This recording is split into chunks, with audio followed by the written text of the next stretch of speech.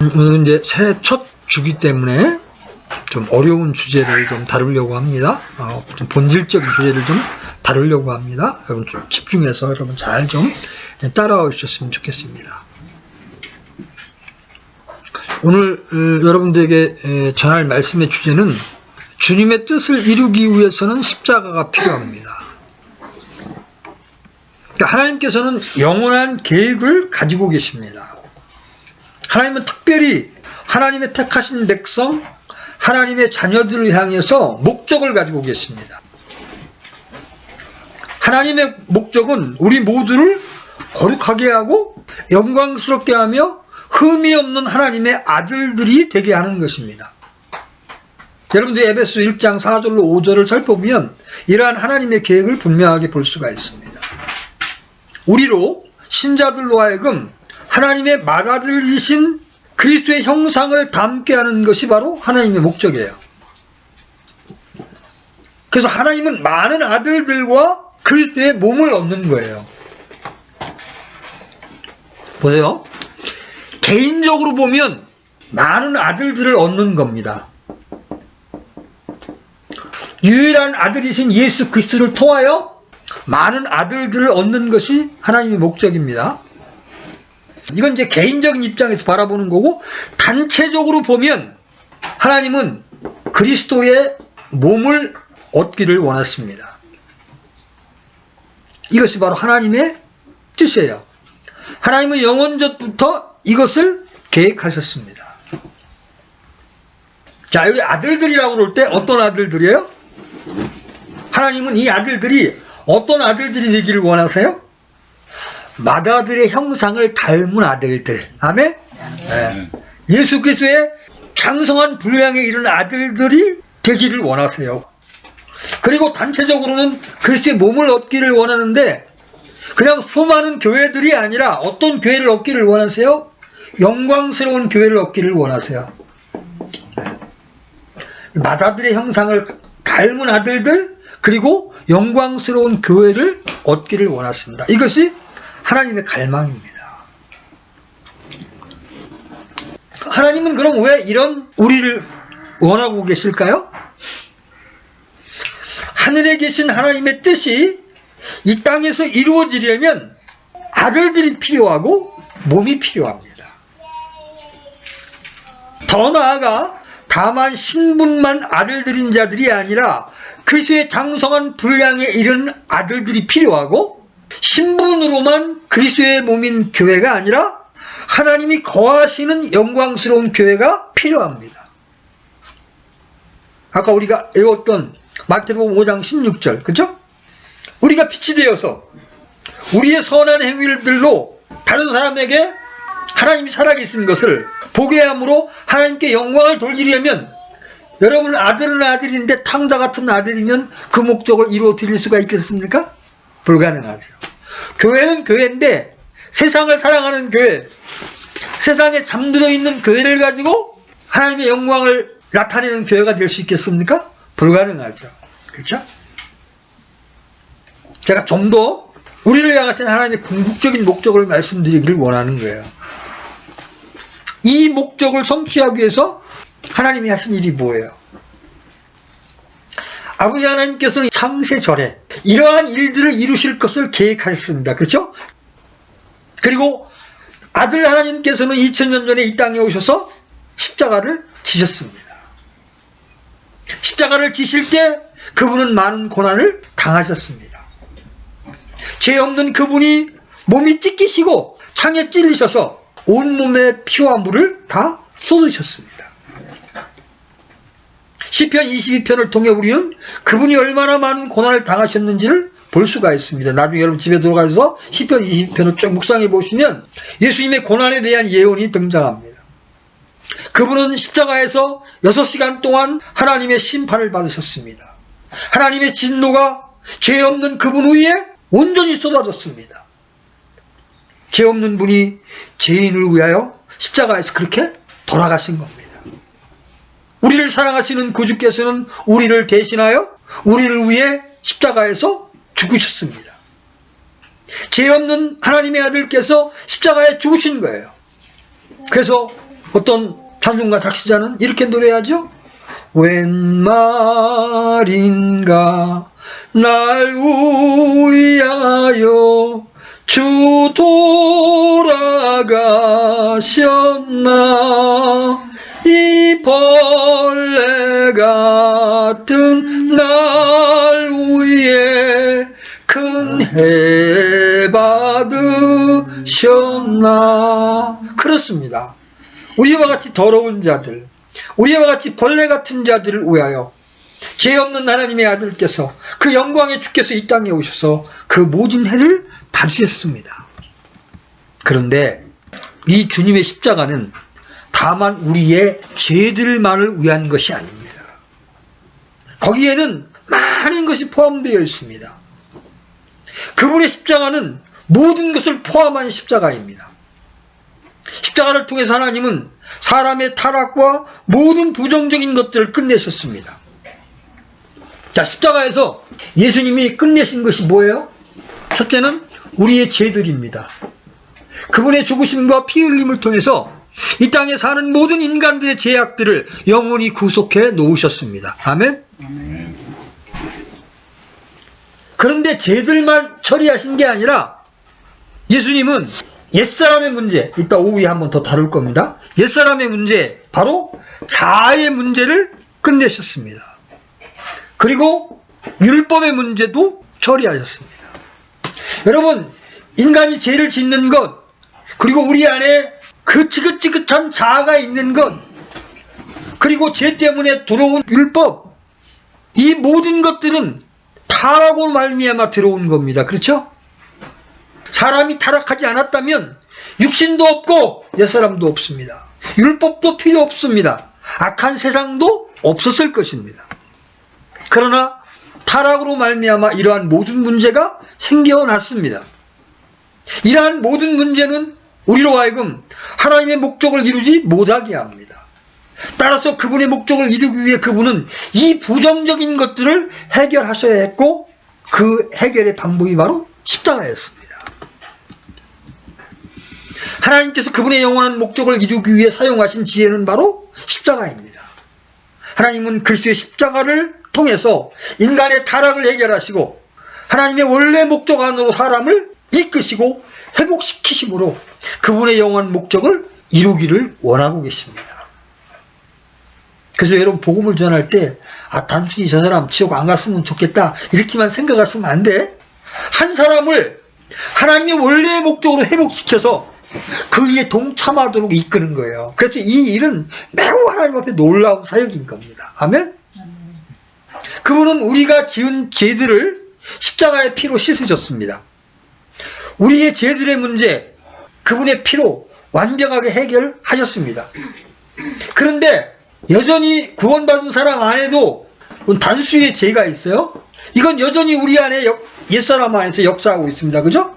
그래서 죄의 권능이 여전히 우리를 지배하고 있어요. 그래서 이 문제도 십자가에서 처리하셔야 했습니다. 예수님은 십자가에서 또 사탄을 이기셨고 사탄을 끝내셨습니다. 십자가에서 그분은 또 세상을 끝내셨습니다. 그래서 이 십자가는 기독교 신앙의 핵심이 되는 겁니다. 십자가를 빼놓고 기독교 신앙을 말할 수가 없는 거예요. 많은 인본적인 신학자들이나 성경 교사들이 예수님의 보혈과 십자가를 생략해버립니다. 복음을 전해도 고상하게 전하려고 합니다. 절대로 죄 문제를 거론하지 않습니다. 예수님의 피 이야기를 하지 않습니다. 그러면 사람들에게 반대를 받지 않습니다. 그래서 그런 방법으로 사람들을 윤리적이고 도덕적으로 만들려고 합니다. 그러나 십자가가 없이는 이 모든 문제는 결코 해결될 수 없다는 겁니다. 아멘? 그래서 바울은 갈라디아서 6장 14절에서 나는 우리 주 예수 그리스도의 십자가에 결코 어떤 것도 자랑할 수 없다고 단언했습니다. 그분으로 말미암아 세상이 나에 대하여 십자가에 못 박혀 있고 나 또한 세상에 대하여 그러하다고 말했습니다. 그러므로 십자가 외에는 자랑할 것이 없는 것입니다. 십자가로 말미암아 세상이 끝나고 육신이 끝났습니다. 갈라디아서 5장 24절 그리스도께 속한 사람들은 애착과 정욕들과 함께 육신을 십자가에 못 박았느니라. 바울은 로마서 6장 6절에서 우리가 이것을 알거니와 우리 옛사람이 그분과 함께 십자가에 못 박혔느니 이렇게 말합니다. 갈라디아서 2장 20절에서 동일하게 내가 그리스도와 함께 십자가에 못 박혀 있으나 이렇게 말하고 있습니다.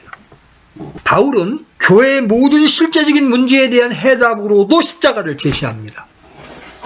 로마서 5장, 6장, 7장에 모두 십자가를 말합니다. 주님은 십자가를 통해서 사람들의 죄들을 씻고 십자가를 통해서 죄인들을 의롭다 하시고 거룩하게 하시며 성령을 따르게 하심으로 죄의 문제를 해결하셨습니다. 여러분 보세요. 고린도전서를 볼 때 고린도 교회에는 많은 문제가 있었음을 알 수가 있습니다.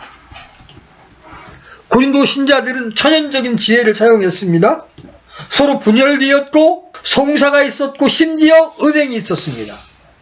이런 상황 가운데 바울은 나는 너희 가운데 예수 그리스도 곧 십자가에 못 박힌 그분 외에는 아무도 알지 아니하기로 결심했다 이렇게 말합니다. 유대인들은 표적을 구하고 그리스인들은 지혜를 구하나 우리는 십자가에 못 박힌 그리스도를 선포한다고 말했습니다. 고린도 교회 안에 있는 그 분열의 문제에 대한 처방이 무엇입니까? 십자가입니다. 그렇죠? 에베소 교회에도 많은 문제가 있었습니다. 유대인과 이방인 서로 하나 될 수가 없었습니다. 교회 안에서 서로 미워하고 증오했습니다. 이런 상황 하에서 어떻게 하나가 되고 한 몸이 이루어질 수가 있습니까? 십자가밖에 없습니다. 십자가로 말미암아 모든 민족의 차이가, 모든 민족의 구별이 사라지는 것입니다. 여러분들이 만약 갈라디아서를 본다면 거기에는 육체가 있고 율법의 문제가 있음을 볼 수가 있습니다. 바울이 이것을 어떻게 해결했습니까? 무엇이 갈라디아 교회의 문제를 해결합니까? 십자가가 해결합니다. 그럼 갈라디아 3장 1절 한번 열어보시죠. 갈라디아 3장 1절.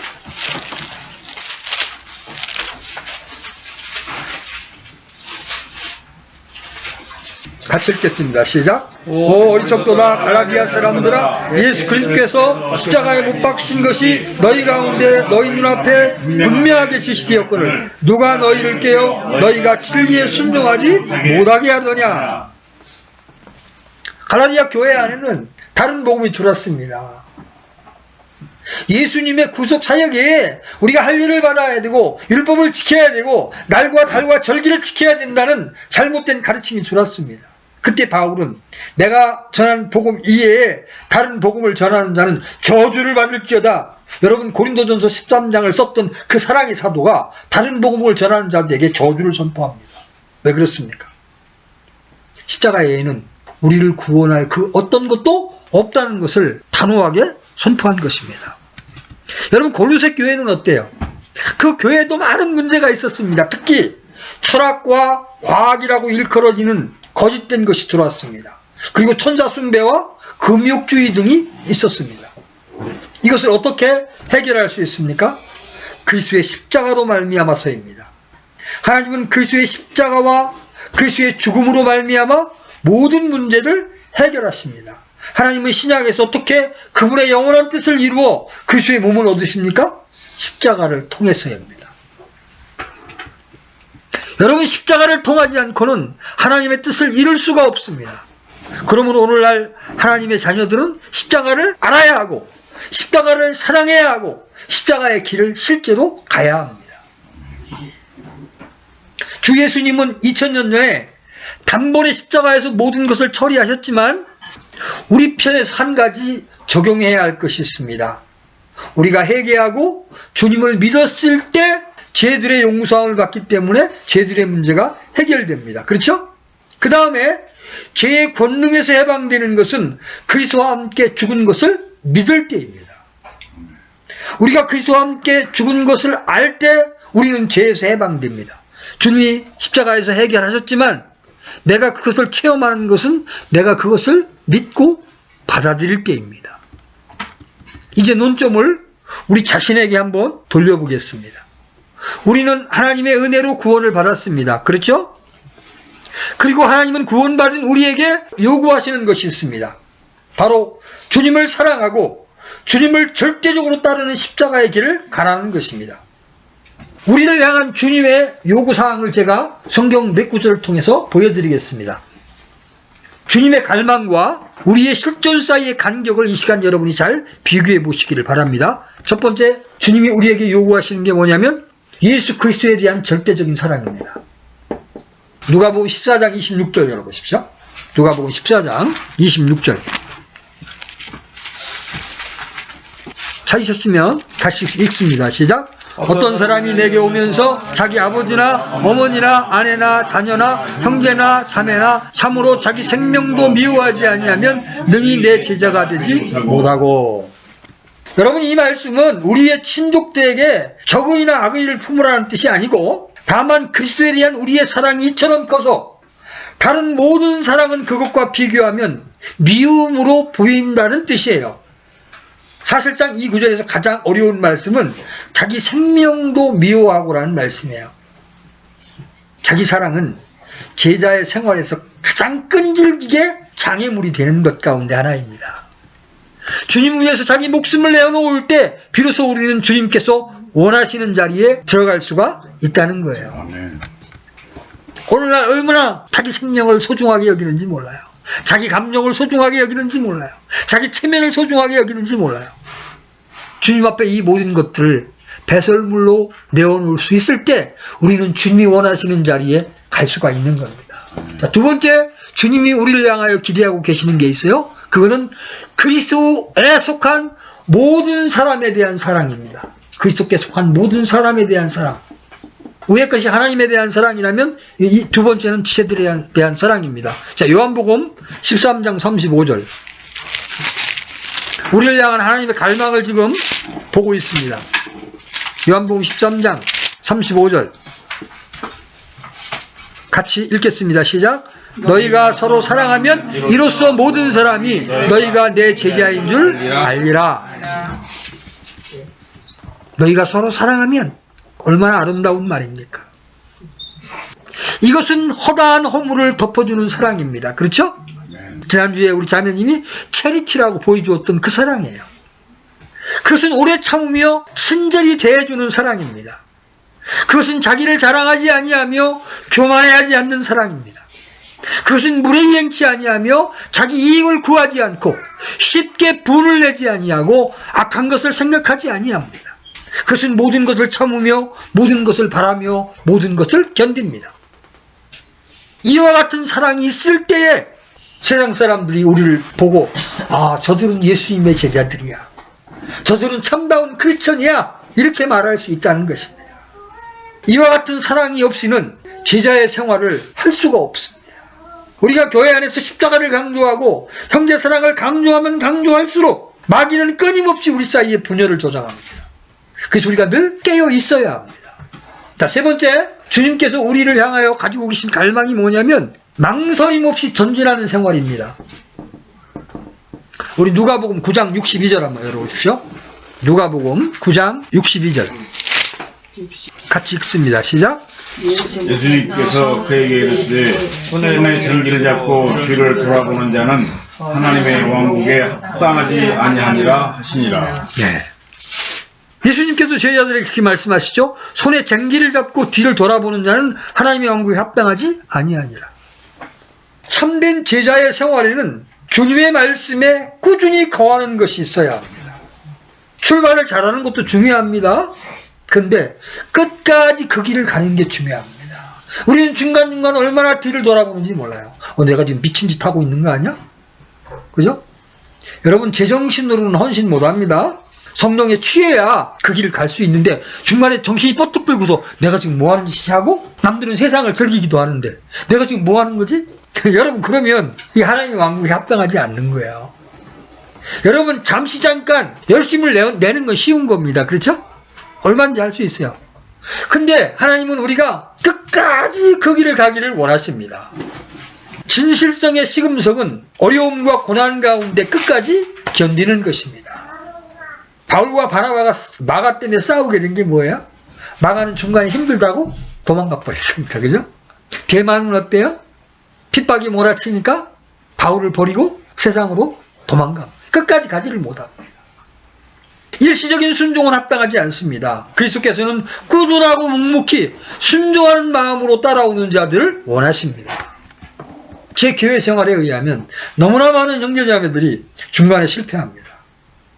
끝까지 겸손한 위치에서 섬기는 위치에 있지 않고 어려움을 겪습니다. 자, 네 번째, 주님께서 구원받은 그리스도인들에게 기대하시는 게 뭐냐면 그리스도를 쫓으려고 모든 것을 버리는 겁니다.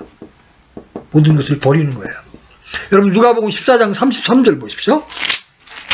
누가복음 14장 33절 같이 읽습니다. 시작. 이와 같이 너희 중에 누구든지 자기의 모든 소유를 버리지 아니하는 자는 능히 내 제자가 되지 못하리라.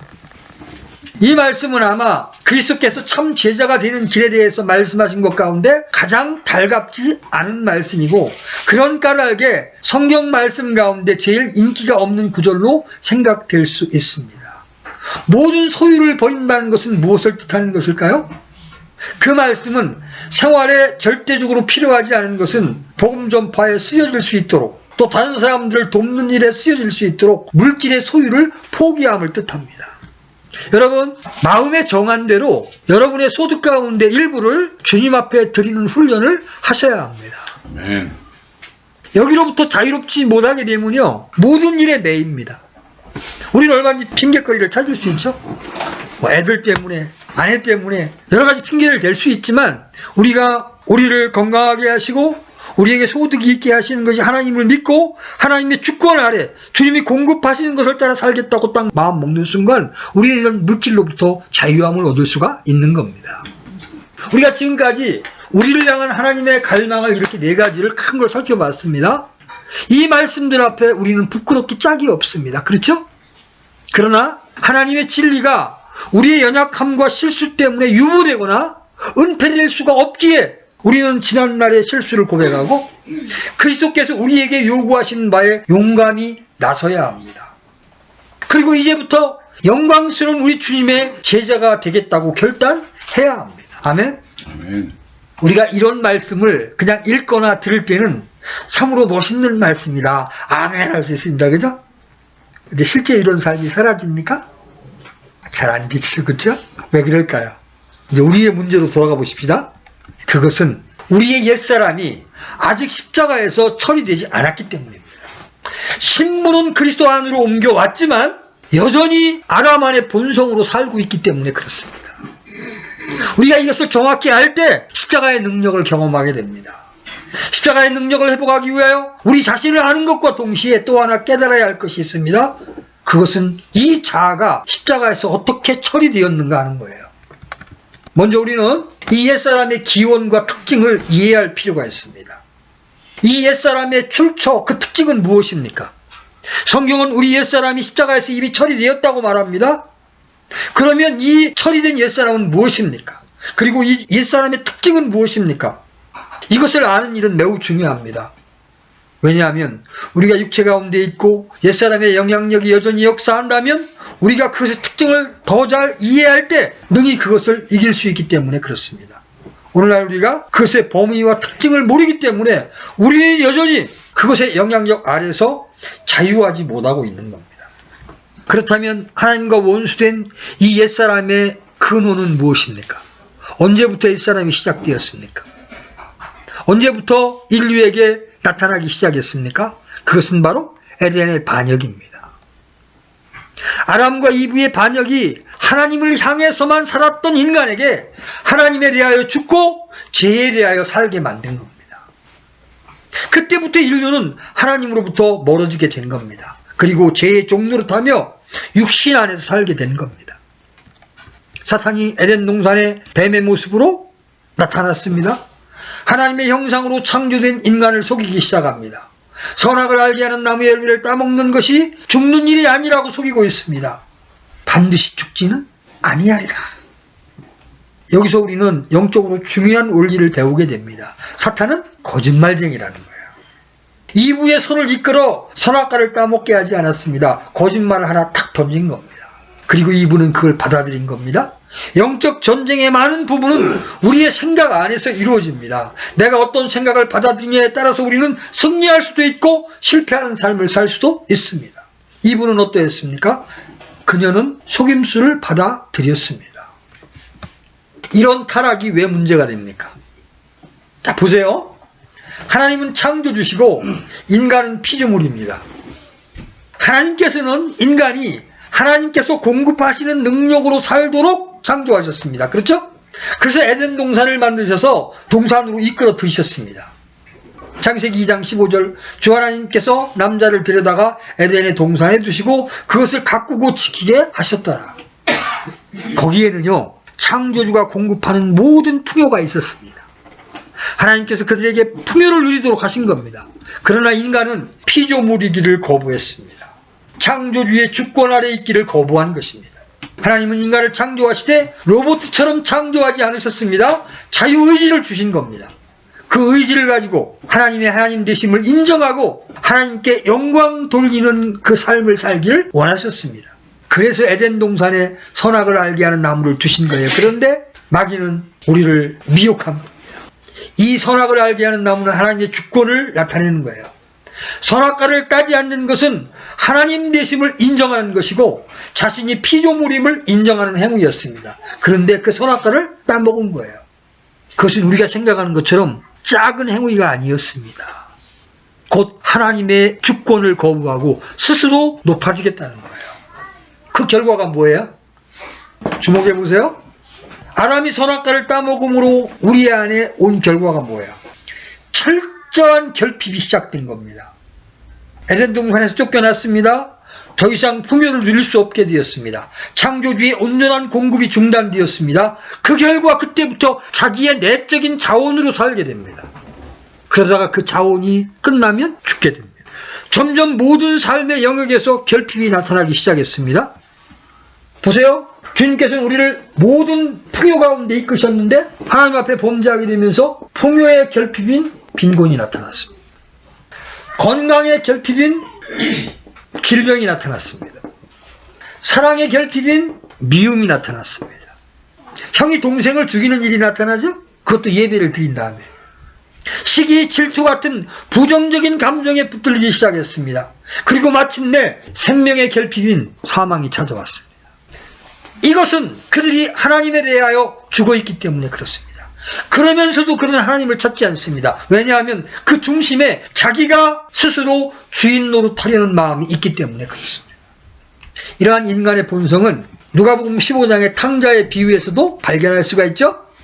누가복음 15장에 나온 탕자의 비유에 보면 한 아버지에게 두 명의 아들이 있었습니다. 두 아들은 아버지의 집에서 평안한 삶을 살지만 둘째 아들이 스스로 독립된 삶을 꿈꿉니다. 그래서 어느 날 그는 자기 몫을 받아 아버지를 떠납니다.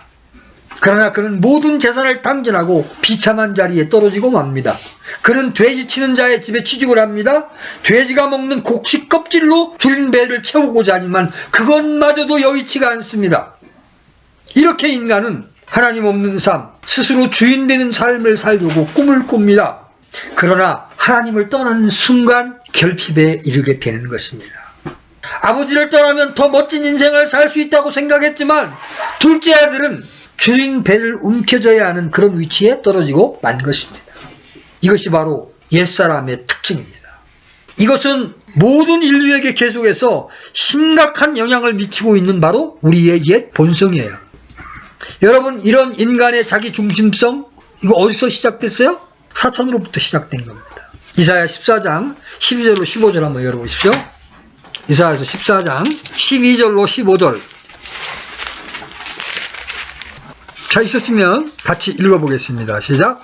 오 아침의 아들 루시퍼야, 내가 어찌 하늘에서 떨어졌는가? 민족들을 약하게 만든 자야, 내가 어찌 끊어져 땅으로 떨어졌는가? 내가 내 마음속에 이르기를 내가 하늘로 올라가 내가 하나님의 별들 위로 내 왕자를 높이리라. 또 내가 북쪽의 연면들에 있는 회중의 산 위에 앉으리라. 내가 구름들이 있는 높은 곳으로 올라가 내가 지극히 높으신 이와 같이 되리라 하였도다. 그러나 너는 끌려가 지옥으로 곧 그 구덩이의 옆면들로 내려가리로다. 내가 나를 높이리라. 내가 지극히 높으신 이와 같이 되리라. 이것이 바로 사탄의 반역이에요. 원래 사탄은 하나님이 가장 아름답게 창조한 그룹이었습니다. 그러나 그는 어느 순간 교만해져서 스스로 자신을 높이게 됩니다. 그 결과가 뭐예요? 그는 스스로 지극히 높으신 하나님처럼 되겠다고 다짐하며 반역을 합니다. 그 결과 그는 쫓겨나게 됩니다. 그렇게 하나님께 쫓겨난 사탄은 에덴 동산에서 뱀으로 나타나 이브를 유혹하되 동일한 방법으로 유혹합니다. 너 그거 따먹으면 너 신들처럼 될 수 있어. 이것이 인간의 타락이었고 옛사람의 본성을 갖게 된 원인입니다. 그래서 옛사람의 본성 뒤에는 사탄이 있는 겁니다. 비록 신자가 구원을 받았다 하더라도 이 옛사람의 본성은 사라지지 않습니다. 동의하십니까? 우리가 죄의 몸을 벗을 때까지 끊임없이 우리 안에서 역사합니다. 마귀는 신자를 소유할 수 없지만 이 옛사람의 본성을 자극해서 자신을 따르도록 이끕니다. 그래서 신자조차도 자신을 드러내려는 경향성, 인정받으려는 마음, 자신을 변호하려는 경향성, 자기 신뢰, 자긍심과 같은 자기 중심성이 나타나는 것입니다. 그리고 이러한 옛사람은 끊임없이 하나님을 대적합니다. 성경은 주님께서 이 옛사람에 대하여 십자가에서 이루신 일을 이렇게 요약합니다. 여러분 로마서 6장 6절로 넘어가 보십시오. 로마서 6장 6절. 로마서 6장 6절. 자, 같이 읽겠습니다. 시작. 우리가 이것을 알거니와 우리의 옛사람이 그분과 함께 십자가에 못 박힌 것은 죄의 몸을 멸하여 이제부터는 우리가 죄를 섬기지 아니하게 함이니. 여러분, 그분이 우리의 구원을 위하여 우리를 위하여 죽으셨습니다. 동시에 그분은 우리와 함께 죽으셨습니다. 지금 이 로마서 6장 6절의 말씀은 우리에게 세 가지를 가르치고 있습니다. 첫째, 십자가에 못 박히신 분은 예수님이시다. 둘째, 그분과 함께 연합함으로 우리 옛사람도 십자가에 못 박혔다. 이렇게 우리가 그분과 함께 십자가에 못 박힌 것은 이제부터 우리가 죄를 섬기지 않게 하기 위함이다. 아멘. 아멘. 성경은 십자가에 예수님만 못 박혔다고 말씀하지 않고 우리의 옛사람도 함께 못 박혔다고 말씀하고 계십니다. 자, 그 밑에 6장 10절로 11절 내려가 보십시오. 6장 10절로 11절. 자, 같이 읽습니다. 시작. 그분께서는 죽는 것을 통해 친히 죄에 대하여 단 한 번 죽으셨으나 살아계심을 통해 친히 하나님께 대하여 살아계시나니 이와 같이 너희도 너희 자신을 죄에 대하여 참으로 죽은 자요 하나님께 대하여는 예수 그리스도 우리 주를 통해 산 자로 여길지어다. 우리는 믿음으로 연합하여 우리의 사람이 함께 십자가에 못 박힌 겁니다.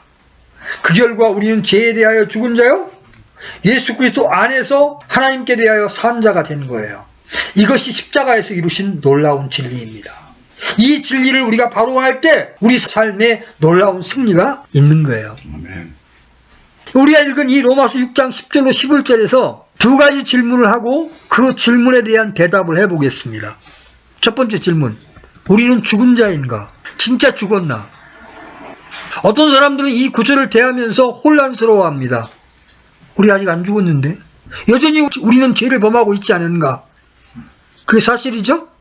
그러나 성경은 우리가 죄에 대하여 죽은 자라고 말합니다. 그러면 뭐가 문제예요? 많은 사람들은 경험으로 진리를 확인하려고 합니다. 그러나 실제로 경험되지 않습니다. 그래서 이렇게 말합니다. 우리가 죽어야 돼. 우리가 얼른 죽어야 돼. 그러나 여러분 기억하십시오. 경험이 먼저가 아니라 진리가 먼저입니다. 우리가 진리에 기초하여 순종할 때 그 진리가 경험될 수가 있는 겁니다.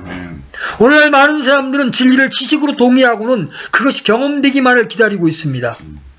여러분, 예수님은 2000년 전에 우리의 구원을 위한 대속을 이루셨습니다. 그런데 그 효력이 우리에게 나타나는 것은 그 진리를 믿음으로 받아들일 때입니다. 그렇죠? 이처럼 우리가 죽었다라는 이 말씀을 내가 믿음으로 받아들일 때, 그리고 나를 죽은 자로 여길 때에 그 효력이 내게서 나타나기 시작하는 겁니다. 아멘. 하나님의 왕국 예수님으로 인하여 나타났지만 하나님의 왕국이 완전히 도래한 것은 아직 아닙니다. 하나님의 왕국은 두 번에 걸쳐 임합니다. 한 번은 초림으로 2000년 전입니다. 그리고 두 번째 오심은 주님의 재림입니다. 이미 예수님께서 이루어놓은 진리들이 두 번째 오심으로 완성된 왕국에서 완전하게 이루어질 것입니다. 우리는 이 두 세대 사이에 있습니다. 이미 이루셨지만 아직 완성되지 않은 그 사이에 있습니다. 그래서 이 세대에서 우리는 영적 싸움을 싸우고 있는 것입니다. 우리는 여전히 죄의 몸 안에 있습니다. 그리고 그 몸은 구속을 기다리고 있습니다. 그래서 이제 우리가 이미 죽었다고 하는 성경의 진리와 그렇지 않은 우리의 실존 사이에서 우리는 선택을 해야 합니다. 여러분, 이런 아주 의미심장한 속담이 있습니다. B와 D 사이에는 C가 있다. 이거 너무나 당연한 얘기죠. 그죠? A, B, C, D로 나가니까 B와 D 사이에는 C가 있습니다. 근데 이 아주 평이한 말씀에는 깊은 진리가 있습니다. 여러분, 여기 B를 벌스라고 보십시오. 이 D를 죽음을 표현하는 데스라고 표현하십시오. 태어남과 죽음 사이에 뭐가 있어야 합니까? 선택이 있어야 합니다. 우리는 인생의 가운데 예수 그리스도를 우리의 주님으로 선택했습니다. 아멘. 자, 우리는 또 영적으로 거듭났습니다. 그리고 언젠가 거듭난 사람도 죽음을 맛보게 될 것입니다.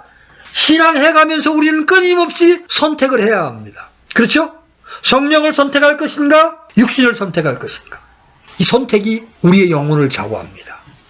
구원받기 위해서 예수님을 선택했다면 그 사람은 영생을 얻습니다. 그렇죠? 또 구원받은 자가 성령을 선택한다면 또 한 번 우리는 영생을 누릴 수 있는 자가 되는 것입니다. 그래서 B와 D 사이에는 C가 있습니다. 여러분, 갈라디아서 5장 16절로 17절 가보시겠습니다. 갈라디아서 5장 16절로 17절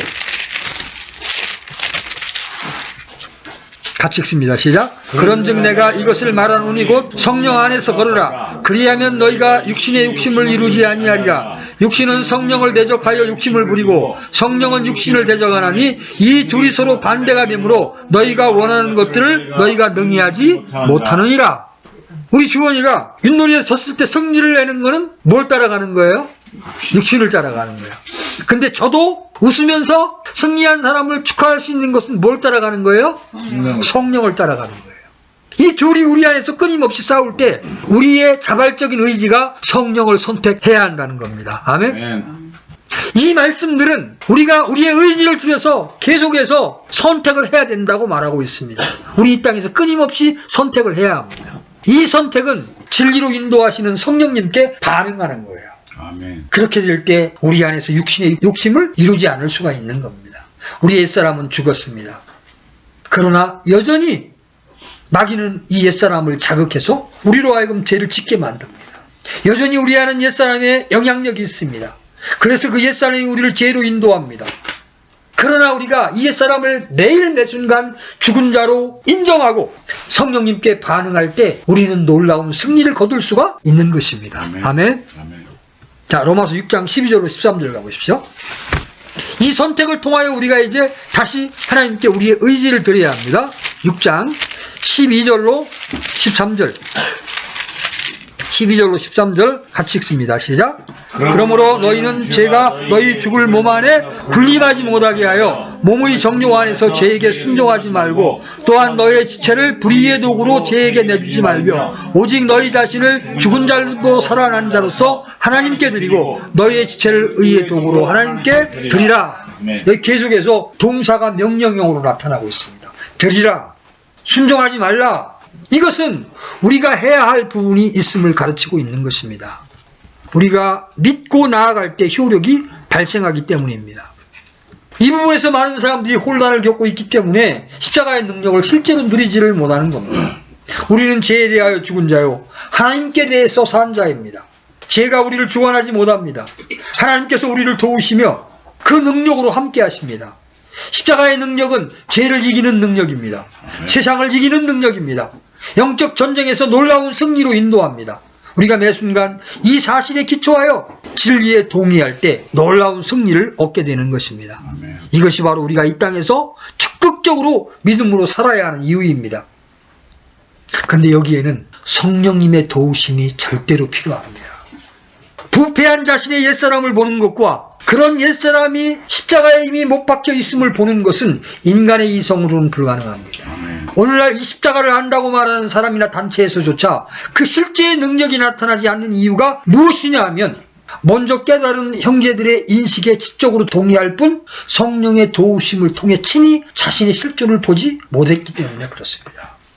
내가 주님 앞에 끊임없이 추구하며 나의 부패함을 보게 될 때, 그런 빛비춤이 실제가 될 때 우리의 신앙은 주님의 것을 닮아가게 되는 겁니다. 열매와 관련하여 주님은 한 알의 미라이 땅에 떨어져 죽지 아니하면 많은 열매를 맺을 수 없느니라 이렇게 말씀하셨습니다. 그렇죠?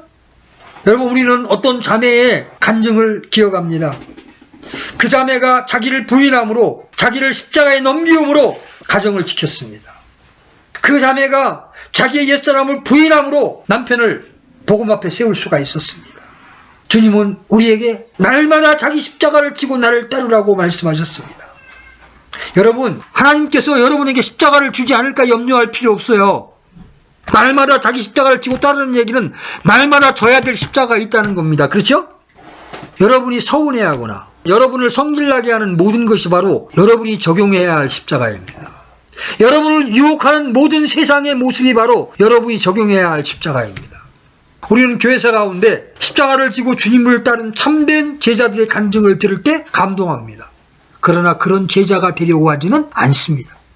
우리는 경건한 신자들의 간증을 부러움으로 바라봅니다. 그러나 그들의 본을 받으려고 하지는 않습니다. 왜 그렇습니까? 우리는 얍삽하게 양다리를 걸치고 주님도 믿고 세상도 즐기고 그렇게 살려고 하기 때문에 우리는 실제를 얻지를 못하는 겁니다. 성경은 이 문제에 대하여 분명하게 경고하십니다. 여러분, 누가복음 16장 13절 열어보십시오. 누가복음 16장 13절. 찾으시면 같이 한번 읽어봅니다. 시작. 종이 결코 두 주인을 섬길 수 없나니 이는 그가 한 주인을 미워하고 다른 주인을 사랑하거나 혹은 한 주인을 더 받들고 다른 주인을 없음질 것이기 때문이라. 너희가 하나님과 만문을 교만하여 섬길 수 없느니라. 세상도 사랑하고 하나님도 사랑할 수는 없습니다. 여러분은 선택해야 합니다. 세상을 사랑하면 여러분의 영혼은 망가질 것입니다. 그러나 주님을 선택하면 여러분 안에 풍성한 생명을 소유하고 누릴 수 있게 될 것입니다. 아멘. 아멘. 여러분, 혹시 신앙을 단지 지옥에서의 도피나 하늘나라의 보장으로만 생각하는 경향이 있지는 않습니까? 20세기 중반 이후에 전 세계를 관통하는 신학사조가 있습니다. 그것은 쉬운 기독교 값싼 은혜라는 겁니다. 신자들은 더 이상 어떤 대가도 치르려 하지 않습니다. 그러나 인생에서 사람들이 흔히 구하는 것들을 잃어버리지 않고는 어느 누구도 그리스도의 제자가 될 수 없습니다. 그분의 이름으로 일컬어지기를 원하면서도 세상 물질을 아까워하는 사람은 하나님 앞에서 자신의 상태가 어떠한 것인지 따져볼 필요가 있습니다. 제자의 길을 외면하거나 버리는 대가는 예수님께 꾸준히 배우고 그분과 동행하며 치르는 값보다 훨씬 크기 때문에 그렇습니다. 주님이 오늘도 찾고 계시는 대상은 목표 없이 표류하는 대상이 아니라 주님 자신이 앞서 밟고 간 십자가의 길을 쫓아갈 각오가 된 사람들입니다. 십자가는 고난의 몽해입니다. 그래서 우리의 천연적인 능력으로는 이 십자가를 질 수 없습니다. 바로 쓰러져 버립니다. 그러면 어떻게 십자가를 질 수 있습니까? 우리 안에 계신 성령님을 의지해야 합니다. 우리 안에 거하시는 성령님은 죽음의 십자가를 경험하시고 부활하신 그리스도의 영이기 때문에 넉넉히 우리가 십자가의 무게를 감당할 수 있게 해주시는 겁니다. 우리는 바로 이분을 의지해야 합니다. 바울은 많은 고난을 겪었습니다. 사도행전 27장 28장에서 그는 어려움 가운데 있었습니다. 그는 삶의 희망이 보이지 않았습니다. 그는 14일간 아무것도 먹지 못했습니다. 큰 풍랑을 겪으면서 하나님만을 의지했습니다. 그때 하나님이 나타나셨습니다. 바울아, 걱정하지 말아라. 내가 이 사람들 다 너에게 줄 것이다. 내가 가이사 앞에 서야 하리라. 이런 도우심으로 어두운 밤이지만 이겨낼 수 있는 소망이 생긴 것입니다. 이것이 바로 부활의 신앙입니다. 우리가 많은 죽음을 통과할 때 부활을 얻게 되는 것입니다. 고린도후서 1장에서도 그는 아시아에서 많은 환난을 당해서 살 소망까지 끊어지고 마음의 사형 선고를 받은 것 같다고 말했습니다. 우리도 때때로 이런 상황이 있습니다. 많은 때 이런 상황이 있는 것은 하나님께서 우리에게 긍휼을 베푸시는 것입니다. 이것은 자신을 의지하지 않고 죽은 자를 살리신 하나님을 의지하게 하는 것입니다. 많은 죽음을 통과할 때 우리는 풍성한 생명을 얻게 되는 겁니다. 그러므로 우리에게는 십자가가 필요합니다. 자, 결론을 맺겠습니다. 프랑스의 잔느 귀용 자매는 1600년대의 사람이에요.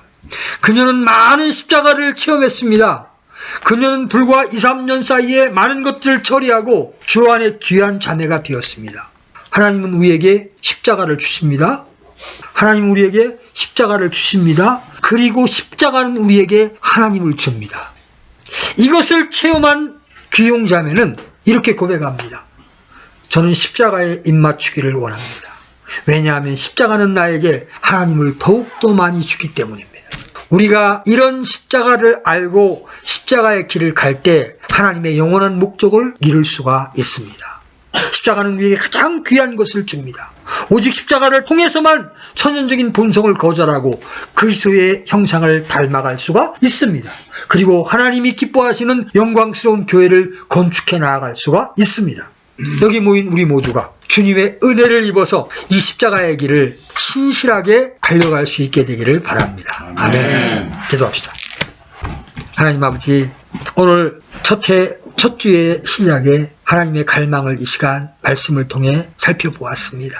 이렇게 위대한 자리로 하나님께서 우리를 초청하실 것만, 우리는 지옥 안 간다는 사실 하나 때문에 너무나 많은 때 세상과 연합하면서 옛사람으로 살아왔음을 고백합니다.